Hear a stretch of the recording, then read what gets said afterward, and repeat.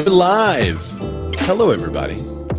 Welcome to another episode of This Week in Real Estate. I'm your host, Ray, and we're broadcasting with StreamYard today. And that means that we can be on Instagram as well as YouTube, as well as Facebook. If you're joining us today in any one of those places, I welcome you. I thank you so much for your support. Because of your support, we are actually a member of the YouTube Partner Program now. Yay! So that's fun. That means that we get the special chats and all that kind of stuff. If you are joining us on YouTube, just put your comment and talk about it.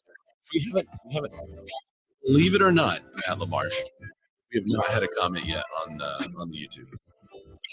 So thank you guys for joining us. You in Clubhouse too. This is episode number 268 of This Week in Real Estate, broadcast live Wednesday, March 20th, 2024. The show title is Real Estate is Back to the Wild West. And this episode is brought to you by viewers like you. So thanks everyone for joining. There you go. Living in North Alabama. Holly's here on Clubhouse and on YouTube, and she says living in North Alabama. First one, Huntsville, Alabama. Maverick Home Group is here. Happy Wednesday. You guys let me know in the chat where you guys are from. Is that right? We created this podcast so that you guys could have one place for analysis of exactly what's happening in the real estate world. And it looks like this is interesting. It looks like our live feed on Instagram is a little blurry, which is annoying for people that are watching it on Instagram. So I apologize to you guys. That's interesting. Well, anyway, today we're going to be diving into more news about the commission lawsuit, exactly what's happening. We're going to cover that. We're going over the Fed. They're going to make the announcement at the very end of our show. So in about 55 minutes, the Fed will be announcing the results of their meeting. And we are looking for any clue to if the Fed is going to push the rate drop that everyone was kind of hoping for or planning in the summer. There's thought that because of the recent data, that rate drop may be pushed to the end of the year. So that's what we're looking for as far as signs go. You guys can, oh, hey, Olivier. He said he was first. I wonder if StreamYard doesn't show comments in the thing beforehand, before I hit the live button. Maybe that's what happened. StreamYard is new to me. We're using StreamYard today so that we can stream on Instagram. So hello for the Instagram listeners. I can see you guys, but I don't see any comments from you yet. So I don't know if that part's working. Jen Sylvester's here. She said, hey, your audio is coming through a little garbled. All right. Hopefully, no offense, Jen, but hopefully that's just you. Oh, she said audio sounds good now. Okay. Yeah, sometimes I think it takes a second for everything to catch up. What's it worth appraisals? Scap. He says Matt LaMarche is letting news fame get to his head now. He's too good to come in here. Matt, I did see you on the news, man. That was pretty cool. How'd that go? Can you comment? Are you in Clubhouse? I see you might be busy. There may be cameras in front of your face right now. He's probably too busy in the mirror right now, claiming his fame and enjoying it. Oh, you know what's weird? Scap, I'm glad you said something, because that means our audio for Clubhouse has not been connected. So I've been like playing music and stuff for the audio audience, and I don't think any of them could hear it potentially. Hang on just a second. Let me fix this before we get into the stories, because I want to cover this news story and I do want your comment about it. Yeah, see, that's not coming through in Clubhouse. Hang on. I'm gonna leave the room quietly. I'll come right back and we'll see if it works. Sometimes Clubhouse does that where I can't, for whatever reason, it doesn't connect to the Bluetooth system. We run it through what's this thing called? A Rodecaster Pro. And for whatever reason, sometimes that doesn't work. So let's see if it works now. And now I'm muted in my own room. All right. Nope, it's still doing it. That's so weird. Okay. Well, hopefully it'll kind of pick up and give you guys some better audio in there. Maybe, maybe not. Scap, can you say something again? Let's see if it comes through in the. I, I I tell you what, you sound like you do on your old shows now. Like prior, you did. You sounded just like you were like here. Now you sound like you're broadcasting. Okay. All right. Well, who knows? What's up, Andy C? He's joining us today instead of another big broadcast that's happening right now. So I appreciate it, Andy. Okay. So without further delay, let's get right into this news story. Uh, this is the Sitzer Burnett plaintiffs are seeking $4.7 billion from one lone defendant, HomeServices. So if you missed the news Friday, there was a big settlement announced, and there's 108 pages that you guys can read if you just want some extra fun reading. And in that 108 pages, it lays out the settlement, and it also lays out who's covered, who's not covered, which we'll also get into in a second. One of those people that are not covered is someone that is still currently in litigation, and that is HomeServices. And they may be on the hook for the $4.7 billion bag. So this is not good for them. But if they fight it, what's interesting is if they fight it and win, that tells us a lot. So I don't know if they're going to fight or if they're going to settle, but plaintiffs in the Sitzer Burnett Commission lawsuit are seeking $4.7 billion from HomeServices of America, the lone remaining defendant after the series of settlements. This comes in the wake of the National Association of Realtors, Keller Williams, Anywhere, and Remax reaching settlements totaling $626.5 million, leaving HomeServices to face a penalty of historic financial judgment. Bold move. For full jury award plus interest. The plaintiff's motion filed March 18th requests HomeServices pay the entire trebled amount of over $4.7 billion, but this is 3 times the original jury award of $1.8 billion minus the $626.5 million for the settlements they've agreed upon by NAR, Keller Williams, Remax, and Anywhere. The total trebled amount before judgments was just over $5.4 billion. Wow. So the plaintiff's legal strategy is urgency. They're trying to just get them to, let's go ahead and go. Let's pay. Cofano also noted that it's highly doubtful that they would end up paying anything close to that much at the end of the day. So we'll see if they wind up settling. It was enough to scare a lot of people in the real estate industry. And one of the more interesting analyses of the 108 pages came from Broke Agent Media, as they asked the question, what's next for the 94 brokerages left out of the settlement? Basically, in this settlement, it was negotiated on behalf of those who do more than $2 billion in real estate. They have this nice little formula in there for them so that those companies can figure out exactly how much they owe and how much they would need to pay. And one of those companies is Compass. And if you use that little formula that's included in there, Compass, with a sales volume of 227.98 billion for 2022, would wind up paying 0.0025 multiplied by the average total transaction volume. So that is only about $500 million for Compass. I'm getting choked up about it. $500 million for Compass. That's wild. A brokerage that did $3 million in volume would only have to owe about 7.5 million. So 500 million versus 7.5 million. And this was negotiated for them by their friendly NAR. I don't see how this is going to play out. They're going to provide evidence of inability. You have one option. You can pay that. Option 2 is provide evidence of inability to afford the request deposit and request a non-binding mediation within 110 days of federal court's preliminary settlement approval. I don't know. Based on their financials, they may be able to do that. They may be able to provide evidence of inability to afford the request. So they haven't been like rolling in the funds, even though they're a successful company with many successful agents. The company itself has just turned profitable, if I'm not mistaken. So, yeah, real interesting. Thank you, NAR, for negotiating that wonderful deal on behalf of Compass. I'm sure they appreciate it. Another interesting fallout from Friday was all the news headlines that said realtors agree to slash their 6% commissions. Did y'all see those? I put out several videos of what it looked like for a buyer to purchase without representation. And I thought that was important because in reality, I don't think, and I said this on the emergency broadcast Friday, I don't think this thing is going to turn out where buyer agents don't get paid or sellers don't offer some buyer agent compensation. I don't think that's going to happen. I don't even think the amount that they offer is going to go down very much.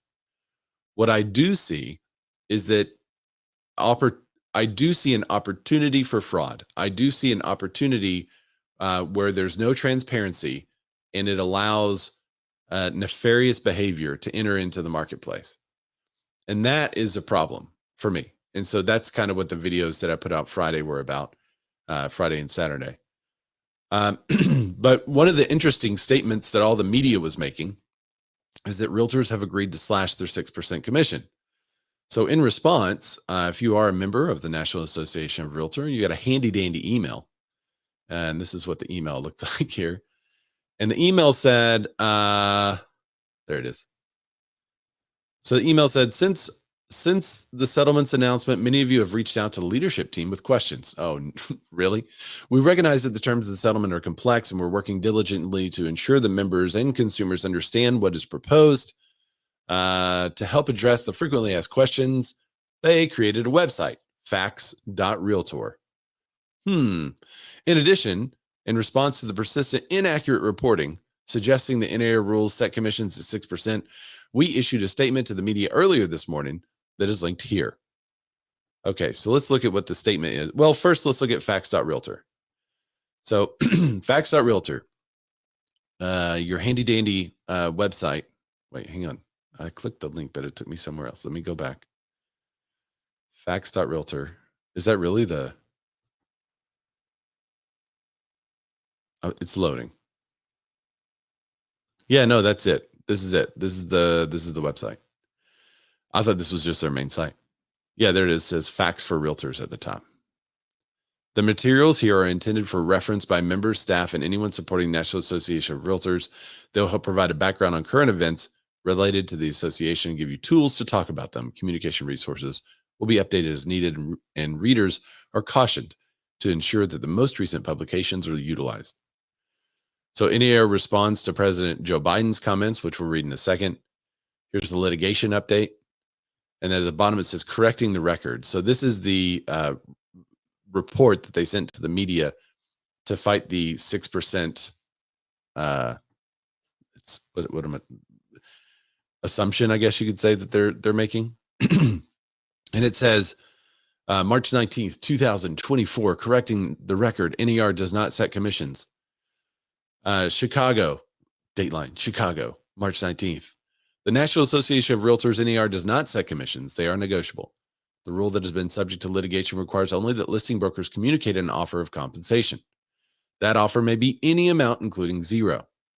And other rules throughout the MLS handbook and NAR policy expressly prohibit MLS's association and brokerages from suggesting any such amount that should be included in that field. The text of the current rule is linked here. Here's excerpts below. MLS antitrust compliance is linked here. So I have several links.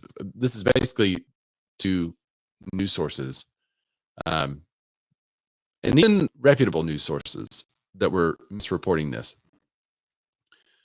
And then they have exertions. And then they have excerpts from the handbook on multiple listing policy, commission cooperative compensation offers, section 1. And this is like the most boring way to do this.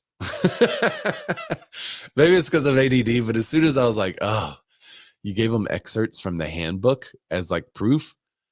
Come on, like just break it down and say excerpt 1 says this, and then have the excerpt for reference, and then say excerpt 2 says this, and then have the excerpt for reference. But instead, they just literally put excerpt.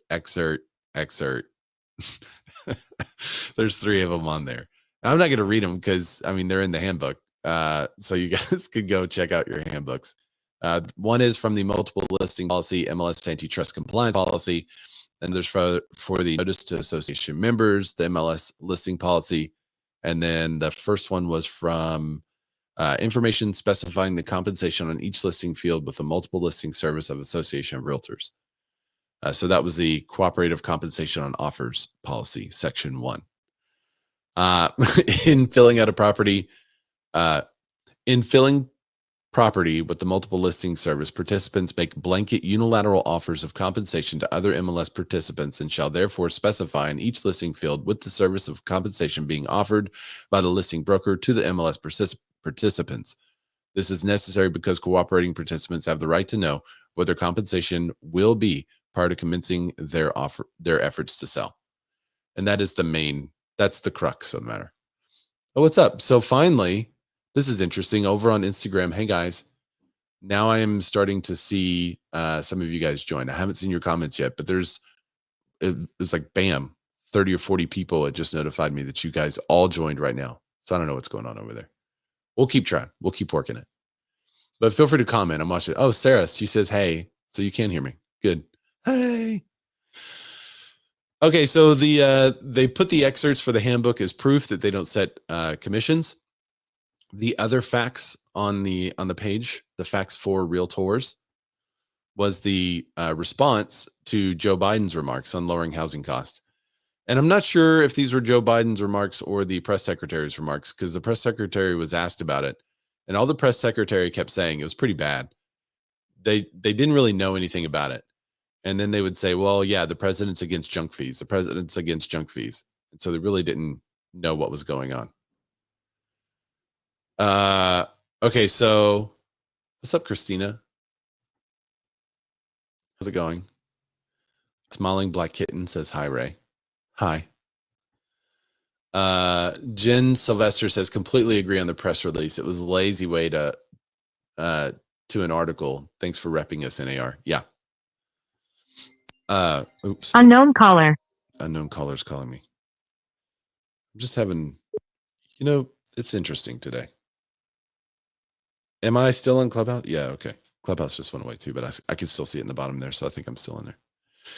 Okay, so the Washington National Association of Realtors President Kevin Sears issued the following statement in response to President Joe Biden's remarks on lowering housing costs. While the National Association of Realtors appreciates Joe Biden's continued focus on the affordable housing crisis, the president unfortunately repeated incorrect claims that the recently announced settlement allows Americans to negotiate commissions for the first time. Commissions were already negotiable before the resolution was reached and continue to be negotiable as they have been. Real estate agent commissions are driven by the market and not the cause of affordability crisis. Until there is an all-of-government approach to historic lack of inventory and supplies in communities across the country, the dream of home ownership will remain out of reach for millions. Stop it. Why is it doing that? I have my phone on. Okay, background. The way you hear Clubhouse is through my cell phone. And I have it on Do Not Disturb. And sometimes it still disturbs. And Apple has to fix that, just so you know. NAR commends President Biden for recognizing the need to build stronger housing supply, and we will continue to work with his administration and Congress, as well as the state houses across the country, to fight for policy proposals intended to make homeownership more affordable. So yeah, that was interesting. I think the press secretary kind of stepped in it. She really didn't. Oh, airplane mode might help. But sometimes, okay, I used to do airplane mode. I moved away from it because sometimes the Wi-Fi dies. And when the Wi-Fi dies, it's got the cell signal to back up on. That's the only reason. And it's still blurry over there on Instagram. Sorry, guys. We'll work on this. We will get this up. What's up, Nate? Hayden, I see you guys. Thanks for joining over there. All right, so NAR responded to Joe Biden's press secretary about the junk fees, calling realtors junk fees. Not real fun. But I think the press secretary kind of stepped in it, and they had to issue some kind of clarification. So that's why Joe Biden made the remarks that he made. So we'll see where it goes from there. Okay. So now we have NAR's response to the headlines of the 6% slashed headlines. We also have another big reaction in the news, Wall Street. It was real interesting to see how Wall Street took the news of buyer agency commissions. Because as soon as the news came out Friday, real estate company stock started tanking all around the country, which is interesting uh, because there was no, like in my state in particular, we've had buyer broker agreements since 2007. So all the companies that operate in my state are not going to be as affected. Now, maybe the public perception of commissions would change. And so agents are going to have to do a better job of communicating how the commission works now. But there's a lot of states in which not much changed. And even some companies that are not included in the settlement at all that were really walloped by Wall Street last week and continue to be impacted this week. So this is what Zillow's looked like. Ouch. So again, reporting by Broke Agent Media, they've been all over this. Zillow Group Inc. They went down from, or they were over $55 to 47. CoStar Group went up, which was interesting. CoStar has that very listing focused homes.com. And so CoStar went up. But Real Brokerage, EXP, Redfin, and Compass all went down last week. Which for me, as I'm looking at this, I'm thinking, well, good, because if it goes down a little bit more, I mean, I always say a little bit more, I'm going to buy some, and then it starts to go up, and I'm like, crap, I missed it. So I'm the worst. Don't take stock advice from me. But I do reset. My cap resets in April, which means I get to do more stock contributions. And I want to do that as fast as possible while the rates are low, because I just don't think it's going to stay low for very long. As soon as like a solution is communicated, it's not going to stay low for very long. But Redfin was also down, and their president has been all over the news celebrating what has happened and saying this is really great for consumers, even though surely he knows that there's really not much change in how it's going to work, but we'll see. Compass also went down. Now, maybe that's on the news that they would have to pay $500 million. Remax also went down, even though Remax had already settled. So there's a real perception anywhere went down. All of them went down. So there's a real perception by Wall Street that this settlement is going to have a major impact on 50% of the transaction's ability to collect, right? And that 50% being the buyer agent. And if the buyer agent can't communicate their value, they can't collect. And so I don't think Wall Street has faith that most agents will be able to do that. Christina Smallhorn said the Redfin CEO is making the most insane comments for years. He was a crash bro for a super hot minute. Yeah, that's true. He says what he needs to get on the news to get his company more exposure. The only thing I like about him is that their news reports on the economy is pretty good. I think they have a pretty solid division for their economist, but their business model, in my opinion, stinks. Can you say that now, NAR? Is that all right? But that's my opinion. All right. So any comments? I think we have one more. Let me get to this last article on the settlement, the impact of the settlement, and then I want to take you guys' comments on what you think and where you think we're going to go. All right. NAR settlement may disrupt mortgage partner agent programs. If homebuyers are no longer willing to pay full commissions to agent, what happens to lender programs that incentivize consumers to work with their partner real estate agents? This means that the rebate programs and stuff like that are really in danger. What's up, John Canning? I see you. So a proposed settlement to resolve the slew of real estate commission lawsuits could make it harder for mortgage lenders to drum up business by offering incentives to homebuyers who agree to be represented by the lender's partner real estate agents. This is like Rocket Mortgage, for instance. Loan Depot and Better also operate real estate brokerages that send quote unquote leads, unrepresented buyers who qualify to take out a mortgage who are shopping for a lender. Well, okay. Let's use the word qualify lightly. They qualify to apply for a mortgage because a lot of those leads you get are that situation. Anyway, to other real estate brokerages in exchange for a referral fee. Lenders can incentivize buyers and sellers by promising those who agree to work with the partner real estate agent thousands of dollars in cash or closing credits, essentially rebating some of the commission to the buyer or seller. The buyer or seller pays the agent. Which is interesting because you can't do that the other way. Like, right, Respa? One such partner agreement agent program offered by Navy Federal Credit Union is powered by a subsidy of Anywhere, the real estate franchise giant, formerly known as Realogy. Anywhere's brand includes Better Homes and Gardens, Century 21, Coldwell Banker, Sotheby's. But the National Association of Realtors may have unintentionally thrown a monkey in the wrench of the gears of mortgage lenders' referral programs by agreeing to prohibit listing brokers from making offers of compensation to buyer agents through the multiple listing service. What? All right, so this is theoretical, kind of like what we were talking about last week. If buyer agent compensation goes away, then there's billions of dollars of industry that were built on taking money from the buyer agents, including but not limited to these mortgage programs, but also reload companies. Any company that moves their person across the country and wants to do it for near free, the way they do that is by taking money from the buyer agent.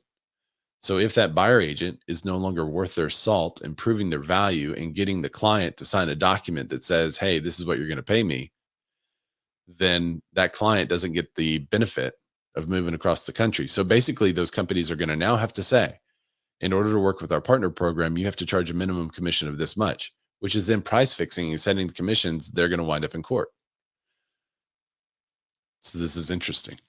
Now, I don't think that any of that is going to go away. I think because there's so much business involved that it's going to stay. And I think I said this Friday too. I wish it was real estate agents advocating on behalf of our clients and talking about fairness in the marketplace and how hiding the buyer agency fee on to where you can't find it and you have to go figure it out. Oh, wait, I just want to do that. Sorry. So I wish that it was agents stepping up for their clients, advocating on behalf of their clients, advocating on behalf of a transparent marketplace. I wish that is what changes the rule in the end. But in reality, it's going to be all of the business with billions of dollars on the line because they take money from buyer agents. They're going to be the ones that lobby. They're going to be the ones that pay off the politicians. Donate to political campaigns. They're going to be the ones that get it changed. So it's not going to be just advocating on behalf of those that are in need, those that can't afford it, veterans that can't pay their own real estate fee because they're not allowed by the loan. It's not going to be agents advocating that make the difference. It's going to be the billions of dollars in business that makes the difference, I'm afraid. John Kenning said, I think that's going to happen unless we separate listing agents from setting buyer side commissions. Inhabiting Christine. They say, let's put out some articles that realtors can share to advocate.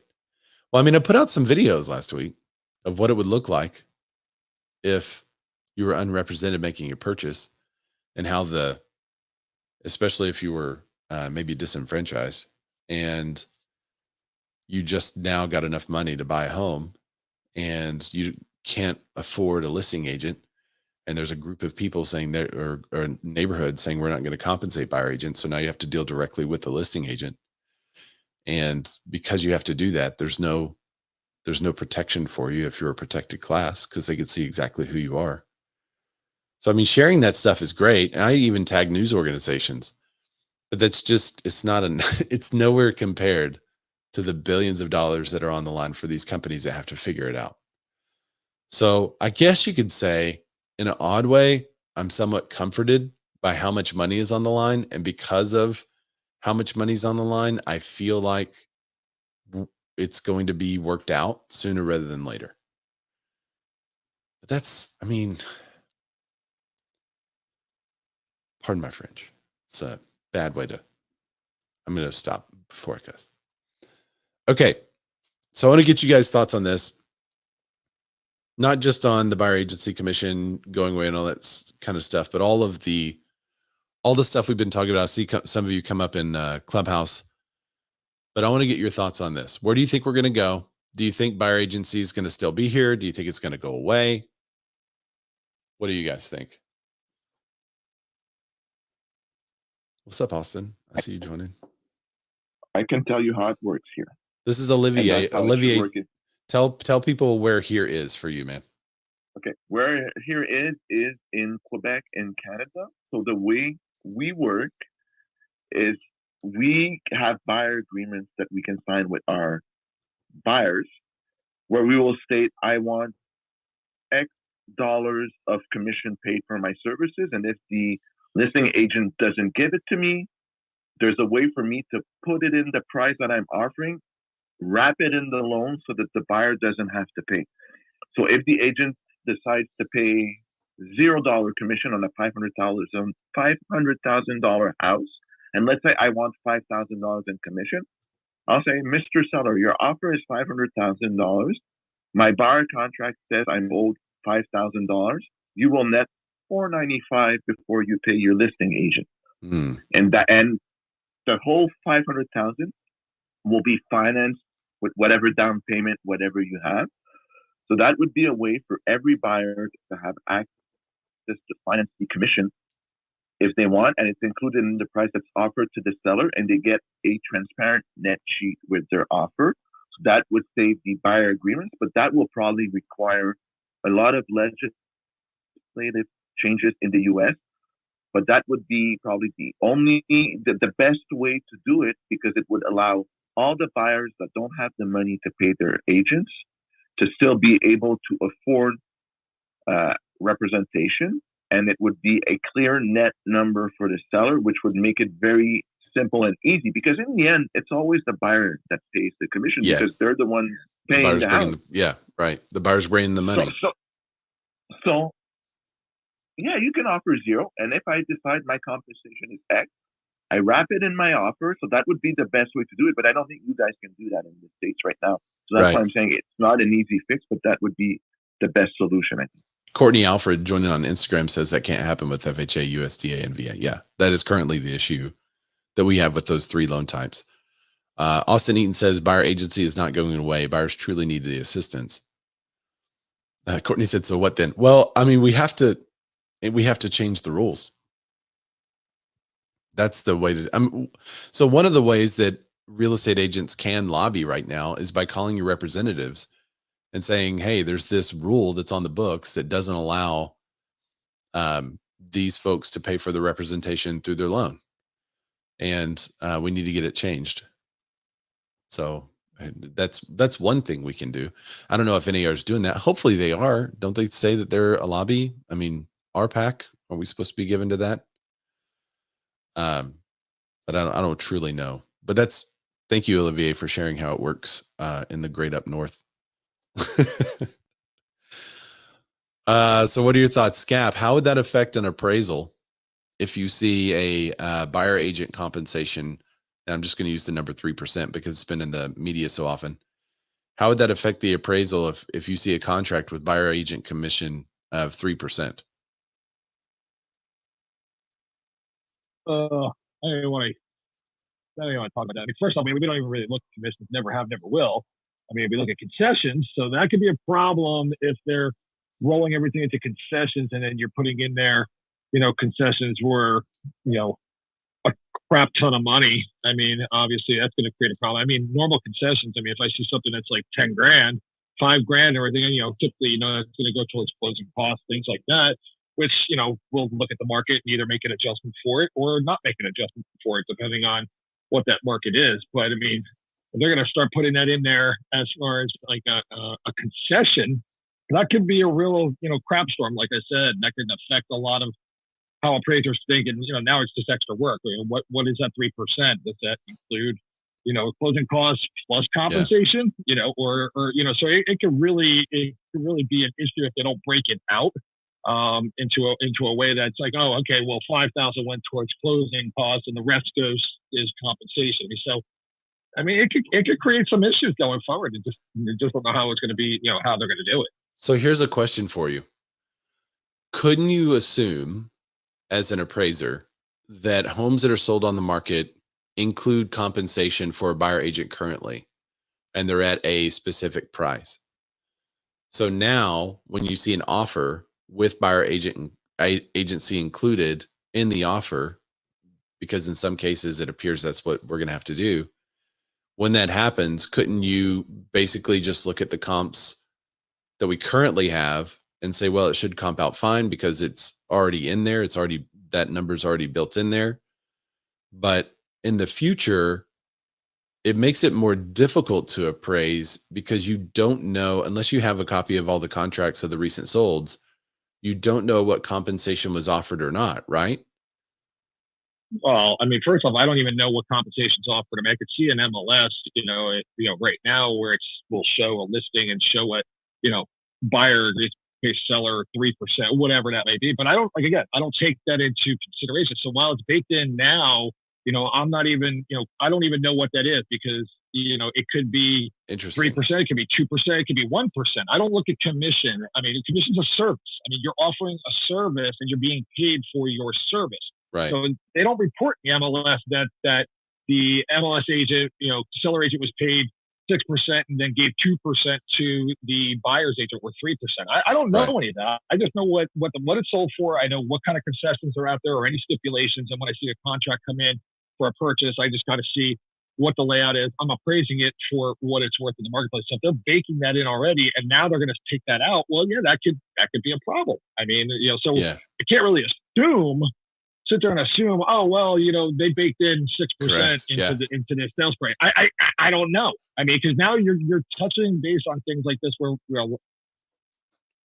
I see a lot of people talking about it where, if you're a listing agent and you have your agreement that it's 6, you agree right now, maybe you're agreeing to 4% to list the house or to say it even is 6%. And then you get a line of people out the door. It's like, why are you going to pay another buyer agent, 3%? Maybe you change your mind. I mean, who knows how this is all going to pan out and who's going to get paid and what and how it's going to be paid, especially if it's done behind closed doors, at an agreement or at a meeting of the mind. So, but again, as an appraiser, I've never taken commissions or anything. I look at the sales price, I look to see any stipulations, I look for concessions, and then I look at the market reaction to it. That's plain and simple. Interesting. So concessions may become part of a broader discussion there. Jen Sylvester says the real estate industry is a snow globe and a 5-year-old just had a grand time shaking it up. Olivier says the compensation offer doesn't affect the value, ... Some offer X for the house and it is what it's worth. So using an extreme example, Olivier, I beg to differ. Let's say there was a house that was for sale for $200,000 and the agent negotiated a great listing agent compensation, but offered to the buyer $1 million, $1 million in buyer agency concessions. Now, again, this is an extreme example. The house is only worth $2 million or $200,000. So $1 million is being offered to the buyer agent. What would happen to the number of showings on that house? It would be through the roof. You would have so many agents walking down that street, talking about that street, talking about that neighborhood, doing whatever they can to sell the property.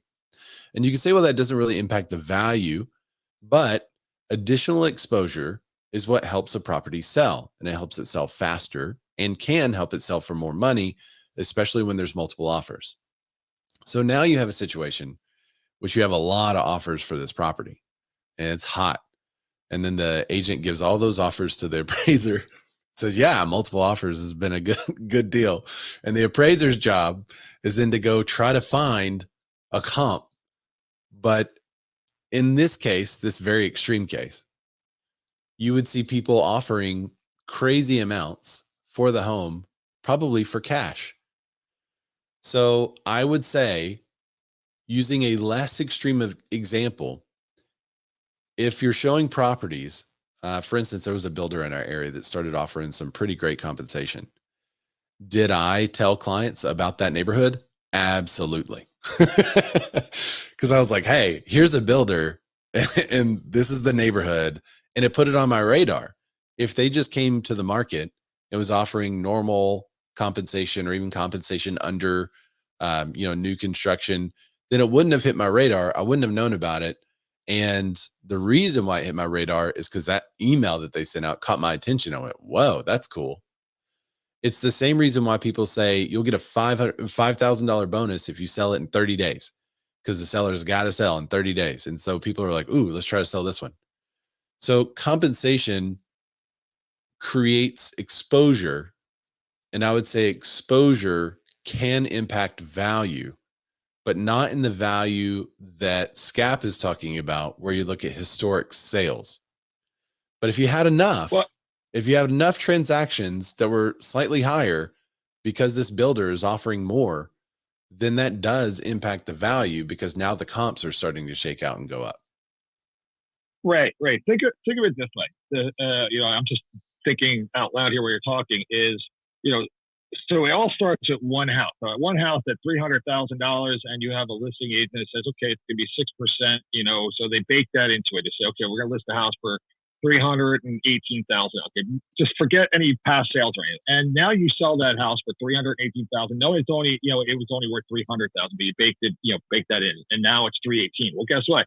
Now it starts that domino effect. The next house, and then the next house, next house. Well, Right. now you take out that 6%. So now you have a seller. You're a listing agent. You say, well, I don't have to pay the commission anymore for we don't have to pay the buyers anymore. So Right. we're going to do it 3% instead of 6%. So you're cutting that in half now. So it could affect the value as values like long term. I mean, right now I don't foresee that happening because there's so many years of baked data out there Yeah. already that it would take a little time for it to kind of. But I don't think it's going to affect it as greatly as some people think. Like the sky is falling, and oh my god, a $300,000 house is now only going to be like 265. No, that's not the case. I mean, Right. there's still going to be value there, and you still have to remember there are buyers out there, and it all depends on the supply and demand of the markets out there. Because while it may be only 3% now that the seller has to pay their agent, you're still going to have buyers out there coming with tons of money, and Yeah. it depends on the market the market how it's going. That you might get people still doing that, lining up and coming in with wads of cash and just still creating more value than what that house was worth originally. So there's lots of factors that have to play into this, but it's going to take some time for it to actually pan out and see how this whole new system will work going forward. It's not going to happen overnight. It's just like with the appraisal profession. When we thought the sky was falling, things had to progress in order for us to see what the true damages to be done or the true issues that would arise from making certain changes. Yeah. It'll be interesting to see how it shakes out, because, the argument then could be made, well, if compensation works in one way, it could work in the other way too. It's just going to be an experiment, basically, until we could kind of figure out where this is going. Let's see. The Zito group says 50% of sellers in our market area are buyers. They're just going to take that quote unquote savings and pay it on their purchase, moving right out from the right pocket to the left. Yeah, I can see what you're saying there. Michelle Steber, what's up? Oh, Michael Steber. Sorry, Michael. It's very small over there on the right. The seller may end up paying more when it becomes a buyer's market again one day. Yeah. That's going to be interesting to see when the market shifts and it's no longer favoring sellers and they're basically begging buyers. I remember the days where they were begging buyers and buyers agents to come by the houses, and we heard stories of builders putting Corvettes in the garage. I mean, those all kinds of crazy stuff. So we'll see what happens. Okay. So let's wrap the discussion on commissions. We'll see what happens. It's a bit of a wait and see game. I think in reality, the way it's going to play out is right now in July. Let's say the change is made in July and there's no new news that comes from this. The way it's going to happen is whenever you show a property, you're going to have to contact that agent and figure out what the buyer agent compensation is.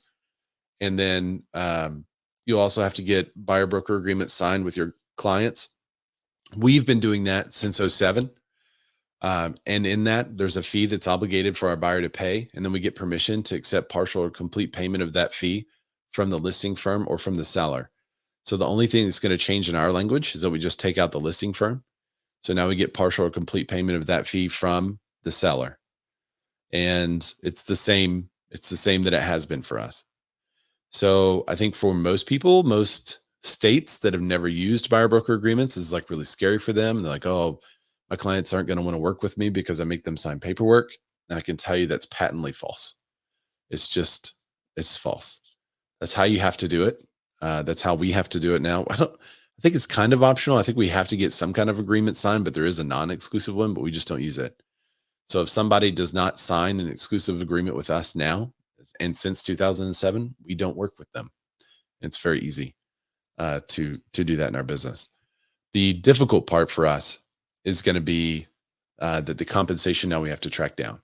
And we have to figure out how much of that fee will be paid by the seller. And that's where nefarious activity can take place. Because are they just offering that to me because I have a beard?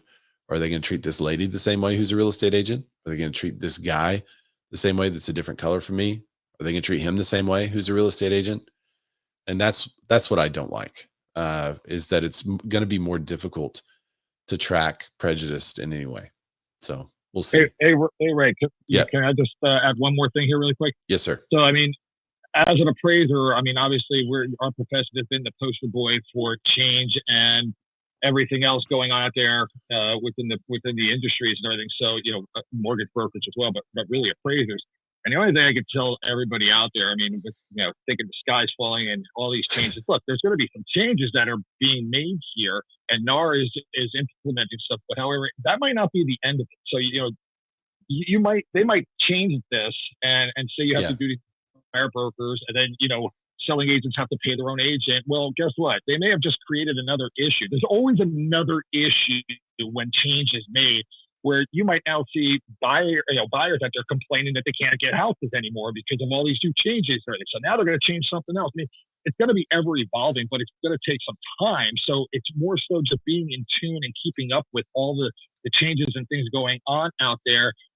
Seek the opportunities to make yourself better and take advantage of everything, and just keep looking forward, because again, I think this is going to be the end of it once this is settled. I think you're going to start seeing other issues arise from this because it's such a sudden change. I agree with that. That they're going to have to deal with those as they come. I'm afraid. I don't, for whatever reason, they don't seem to have the forethought to take care of a lot of it now. And for those of you who have joined us previously, you know that I can always show the Clubhouse room when the Clubhouse is talking, but for whatever reason it says that the room is closed. I can only join if a moderator has invited me, but I'm in it on my phone, but I can't display it today. So that's some fun. There's just so many changes, really. There's just so much stuff. All right, so let's get into the news for the week. Thanks again, Scap, for the ad, and Olivier for telling us how it works up in Canada. And hopefully we can adopt some of those things pretty quickly, so it's pretty smooth. Yes, Kristen sells houses. Clubhouse does still exist. All right, so let's talk about weekly mortgage. Weekly mortgage demand drops as interest rates rise again, but the Fed announcement will be key for the spring market. This is what's on everyone's radar. In the next 15 minutes or so, we'll get the Fed report and see exactly what's happening. But this report comes to us from CNBC. Mortgage interest rates rose last week for the first time in 3 weeks. As a result, total mortgage application volume dropped 1.6% compared with the previous week, according to the Mortgage Bankers Association seasonally adjusted index. This quote is from Joel Kahn, the Mortgage Bankers Association Vice President of Deputy Chief Economist. Did he get a longer title? I think Joel Kahn got promoted. Mortgage rates increased last week as incoming data showed inflation was still hotter than expected, which stoked concerns about the timing and extent to which the Fed might be able to reduce the Fed funds rate this year. Applications to refinance a home, which are most sensitive to weekly rate changes, fell 3%. Applications for mortgage to purchase a home fell 1% for the week and were still 14% lower than the same week a year ago. So purchase demand isn't as sensitive as we know, but we have seen some pretty big ebbs and flows. It seems like 6 is the new 4. So back in the day, whenever we would be selling houses, we would see the rate get into the 4s. It seemed like a lot of people were like, okay, hey, let's go find this home. And then the rates would go back into the 5s or 6s or 7s. It would kind of hover there for a little bit. And then as soon as it dipped into the 4s, people were like, oh, yeah, let's go. And so I feel like 6 is kind of the new 4. If it goes up to 7 or close to the 7% range, it seems like a lot of people back off. And then as soon as it gets back into the 6s, people are there again. And it may just be our propensity to be used to whatever is happening. over time, where people just get used to the 7, they're used to the 7, they're used to the 7, and bam, they see the 6, let's go. The question is, what is the number at which someone sitting in a 3% home is going to go ahead and sell because they really do want to sell their home? They just don't want to give up that 3% yet. Or maybe they did buy another home, but they just want to keep this one that's sitting at 3 or 2%. Maybe they're renting it out. What's the number that gets them to give that up? And there's some speculation in the marketplace that around 5 is going to cause a lot of that inventory to hit the market. 5 to 5.5% is what I've seen. Housing market update. Listing surge. So new listings, there's 2 reports here, but the volume of listings that are available had a huge increase. This report comes to us from the Redfin. Housing market update, listing surge, luring some buyers off the fence, but near record housing cost price others out. So the median U.S. monthly house payment was $2,686 for the 4 weeks ending March 10th, just $30 shy of last October's all-time high. That's due to a combination of still high mortgage rates and rising prices. While mortgage rates came down slightly this past week after increasing 4 straight weeks, they're still near 7%, and the sale prices are up 5% year over year nationwide. So even with the unaffordability increasing, the home prices are still going up. On local levels, price increase in all 50 of the most populous U.S. metros for the first time since July 2022. Mortgage rates are likely to stay higher for longer, with the latest inflation report essentially eliminating any chance of the Fed cutting interest rates before June, said Redfin's economic research lead Chen Zhao. Buyers who can afford to may want to get serious about their home search now, as housing costs are unlikely to fall anytime soon. Oh, even with what happened last Friday, you saying housing costs are likely to fall? Interesting. Some buyers have already gotten the memo, while mortgage applicants finally increasing after weeks of declines. And then there's another article on Redfin about the inventory increase that we were just talking about. New listings rose to the highest level in 17 months in February. Here's this. I like these charts they have here. So you can see new listings. They really went down in November. Let's see, what is this? Yeah, November, March, July of 2023. And they started to increase November of 2023. So we had about a year of really down inventory. I mean, we've been down in inventory for a long time, but that was really, that's a huge drop. And now it's back up. It's back up to around 500,000-ish. So inventory is making a comeback. Active listings for the total supply of homes for sale hit the highest level in a year. They climbed 0.8% from a month earlier on a seasonally adjusted basis. New listings rose the fastest from a year earlier in Texas, and active listings rose fastest in Florida, the 2 states that have been building the most homes. In Florida, condo listings in particular contributing to the jump in supply amid a huge surge in HOA and insurance fees. And that was in part due to the rule that they're going to have to repair a lot of the condos that have been in disarray. So that's why the HOA fees have gone up, which we covered on the show before. The housing market is nothing like it was 2 years ago during the pandy home buying frenzy, but it's better than it was last year. It's coming back, said David Palmer, a Redfin premier agent in Seattle. Sellers who were on the fence in 2023 are now listing. They're more used to elevated rates. That's what we just talked about. And there aren't enough listings to quench the pent-up buyer demand, but it's getting better. So there's still not enough inventory. There's still not enough listings to quench the demand. However, some buyers are still saying they can't afford it, while other buyers are just affording it anyway. So this means that the home prices are going to go up, which they have. So the Redfin home price index rose 0.6% in February, making a return to pre-pandy norm. So the Redfin home price index is kind of like CoreLogic, but it's Redfin's version of CoreLogic. So there's the Redfin home price index. You can see that it's been increasing. And the start date over here is 2012, April 2012. And it just continues to go up. But here's the month over month national as compared to the Case-Shiller. So Case-Shiller index is what we normally use on the show. Redfin still reports it, but they report it along with their number. Case-Shiller hasn't come out with a more recent number than December. So I guess we're waiting. I thought they did though. Oh, I guess their January or February numbers were talking about December. So we need some updated numbers from them as a comparison. But you can see it's tracking pretty similarly. Redfin's looks a little more volatile and also patterned. Can you be volatile and patterned at the same time? That's what it's looking like. So month over month, we see basically a huge drop for a very short time in 2022 to 2023. Let's see, it's 8/1/2022. That's when prices really bottomed out, according to the Case-Shiller, negative 0.8%. And now it's back up to almost 0.6%. So these are not prices. This is the month over month change in prices. So it's not overall home values. Okay, Redfin home price index. That's what we just talked about. Builder sentiment.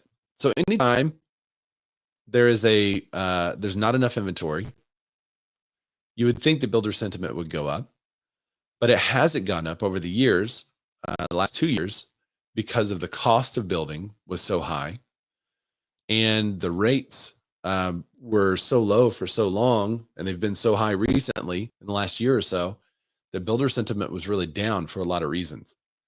But for the first time in what I feel like is a long time, builder sentiment has now risen. It has risen indeed, above break-even point. The lack of existing inventory that continues to drive buyers to new home construction, coupled with strong demand and mortgage rates below last full cycle peak, helped push builder sentiment above a key marker in March, which is above 50. 50 is middle. Anything below 50 is negative. Anything above 50 is positive. And it finally hit 51. It climbed 3 points to that, which means builder sentiment is positive. They're bullish. Realtor, how do I say your name? Malka and the BTS.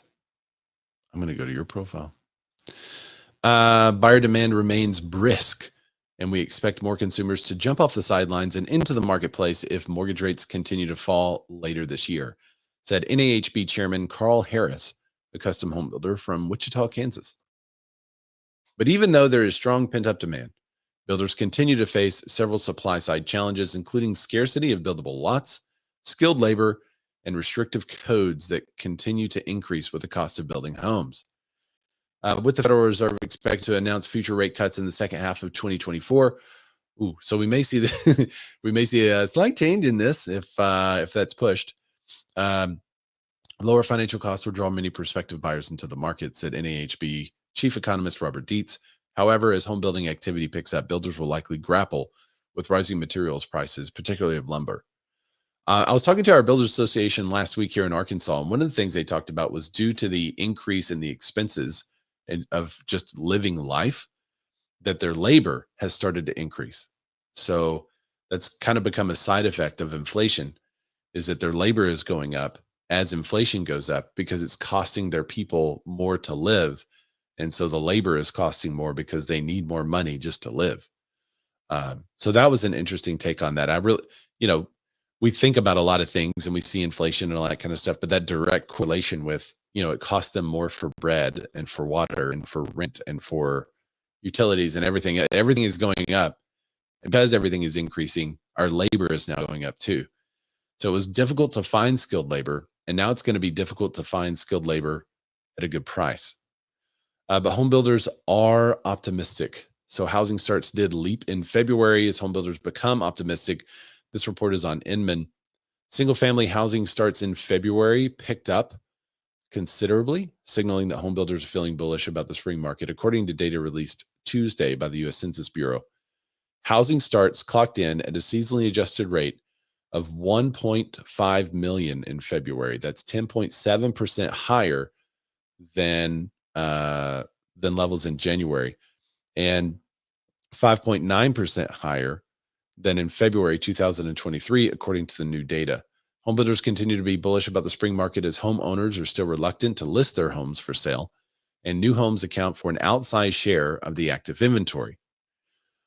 Which is interesting. It's not in my market. My market's only about 8%. I think in a lot of other markets like Northwest Arkansas, it's 30%, and it's 30% around the country. But in my market specifically, it's not.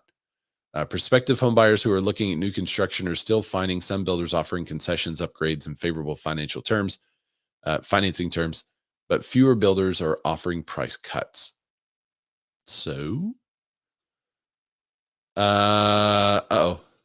on. Let's get there.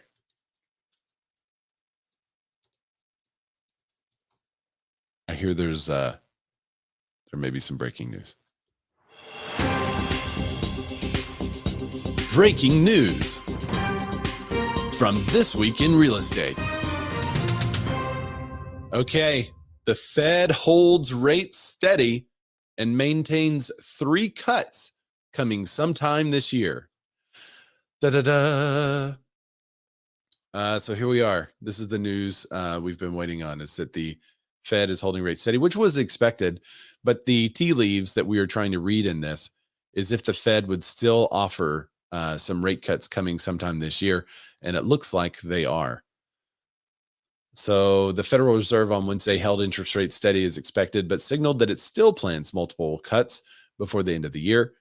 Following its 2-day policy meeting, the central bank's rate setting Federal Open Market Committee said it will keep rates at the benchmark overnight borrowing rate between 5.25% and 5.5%, where it's held since January of 2023.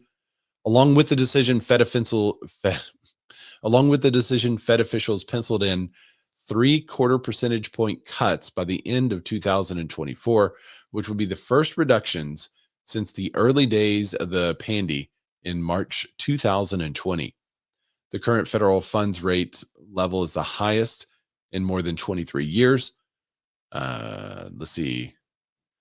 The outlook for the rate cuts came from the Fed's dot plot, quote unquote, a closely watched matrix of anonymous projections from the 19 officials who comprise of the FOMC.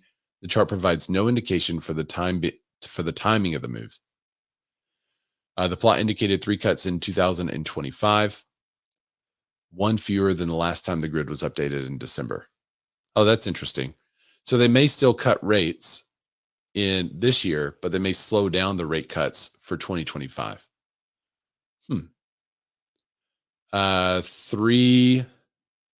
The committee sees 3 more reductions in 2026 and 2 more in the future until the Fed funds rate settles around 2.6, near what policymakers estimate to be the neutral rate.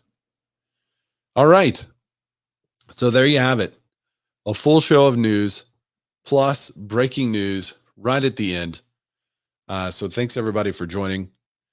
But the Fed is going to keep the rates where they are and still offer 3 rate cuts towards the end of the year. I think this is going to get a lot of confidence to the market.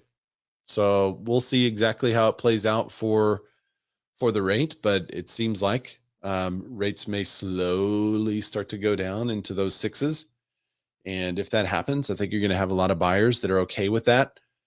The question is, will rates by the end of the year end around that 5%, 5.5% mark that I'm seeing as a key indicator for when people are willing to list their home and move up at a price point or move down at a price point. So that's going to be the rate I'm looking for. 5 and 5.5%, and retail homes on the market might go nuts. That's my prediction. We'll see what happens. We'll see if it happens. I found this on the web. Oh, Siri's talking to me. All right, guys. Thanks for joining us this week. I will see y'all next week. We'll have a show as normal. Keep sending me DMs about what you're seeing on the commissions, everything that's happening in your area. It's been really useful. And especially if you're in a state that already requires buyer broker agreements, let me know how it's going to change for you. John Kenning says he doubts it. He does not think that the rates are going to hit the 5, 5.5, and people are going to start selling their homes. We'll see. We made some bold predictions at the beginning of the year. We always go back and see if those predictions shook out. And for the Instagram fam, I'm going to go back and see the quality of this video on Instagram, because right now it's looking a little blurry I would rather not have blurry. Hopefully it's not doing that on YouTube too, but we'll figure it out. It's our first time broadcasting the entire show on Instagram. So we broadcast every Wednesday at 12 o'clock Central. If there's a Fed cut, it starts at 12:05 Central so that we can get the Fed in there too. All right, everybody. I'll see you next time. Bye.